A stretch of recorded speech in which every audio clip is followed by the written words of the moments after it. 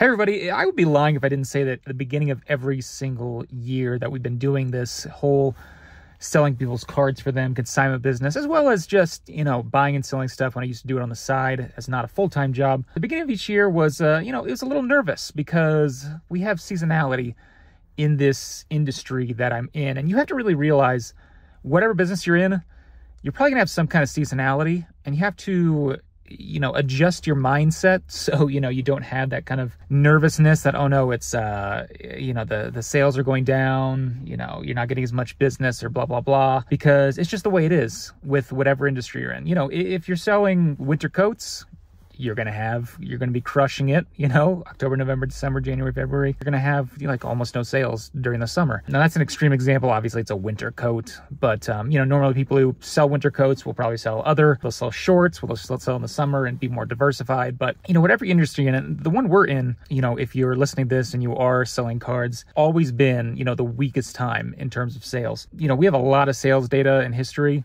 January of 2022 was our worst month that year.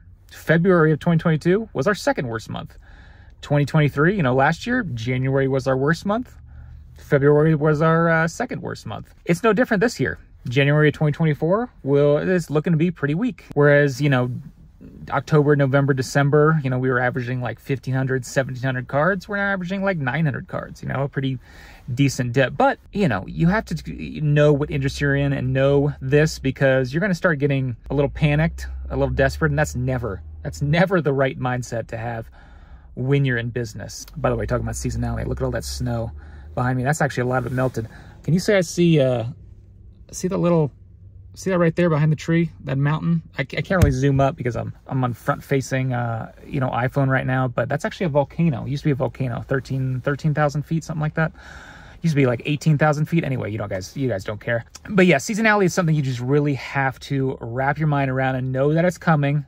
There are a lot of people who will diversify into other things, so to kind of, make that feast or famine type of business model a little less.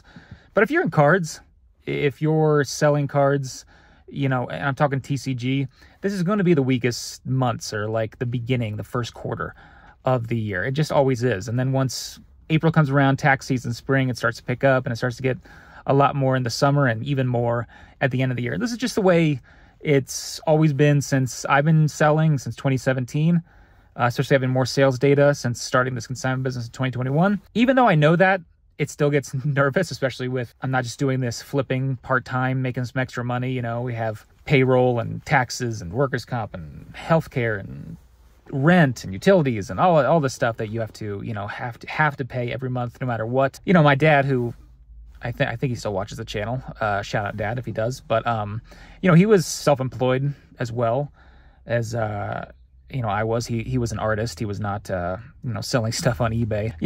I saw the way he worked is, it was either feast or famine for him. And you get stressed in either way.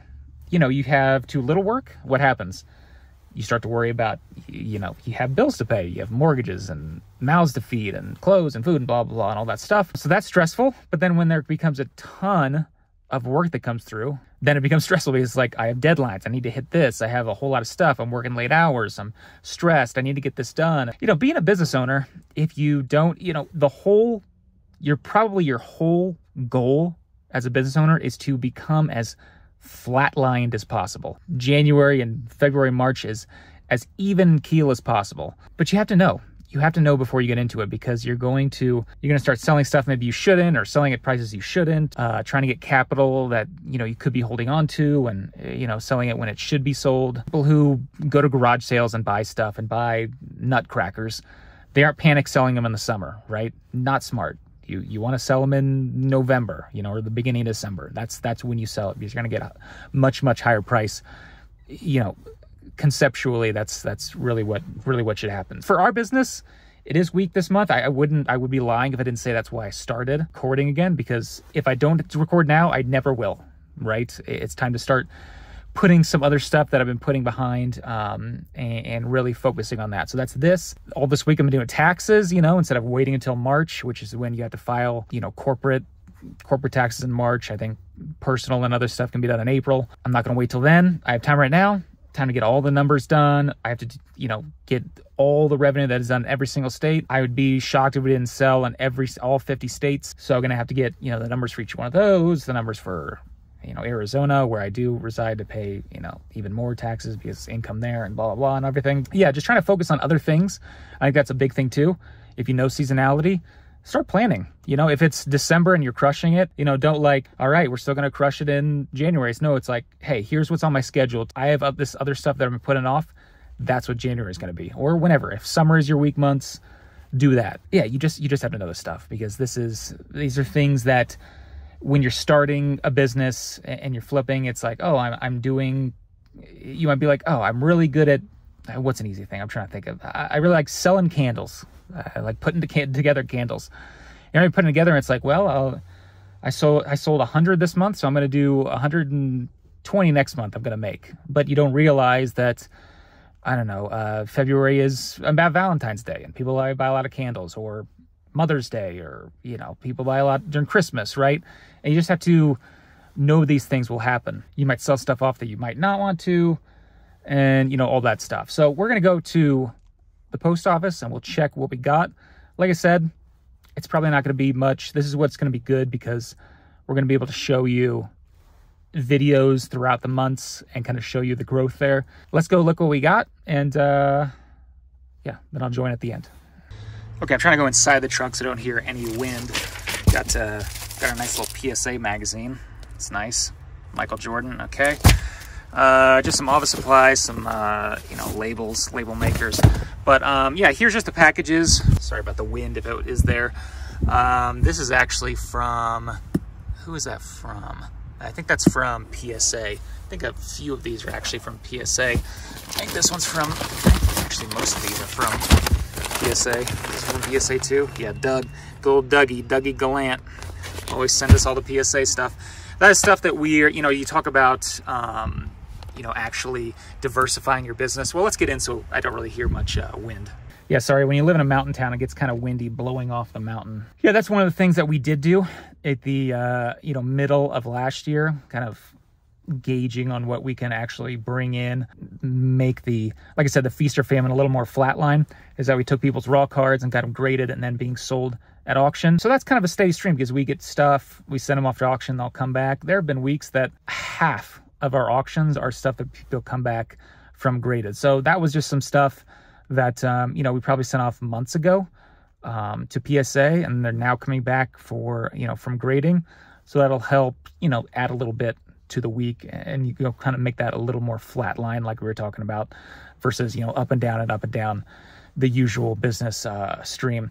Actually, talking about that though, after now, you know, less than a year, but over 6 months of doing that graded, that's something, you know, we're going to look at and possibly eliminate down the line, just because it does provide volume, but the revenue is definitely less than the actual cards, if that makes sense. Let's say we sold 60,000 items last year, and let's say 20,000 of those were cards that we graded for people and auctioned them off. If it's 1/3 of the volume, it's probably not even 1/10 of the revenue, and it's probably almost 0 of the profit.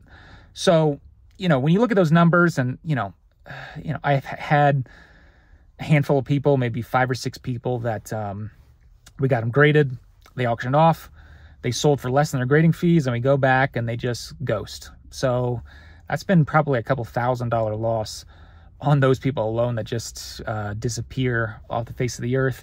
There have been some people who have paid, so that's good. They know the process, and, you know, but profit-wise, it's like 0. So while it does provide that sales, it might be an experiment that we might actually shutter later down the line. Not right now, but it's something that we're looking at. Once again, this is something with business. You try different things. Some things fail, some things succeed, and you keep the succeed ones, and you know, you keep going from there. You know, there have been a lot of stuff we've actually got rid of over the past year as well. We used to sell like Funko Pops. We used to sell sealed product. We used to sell sports.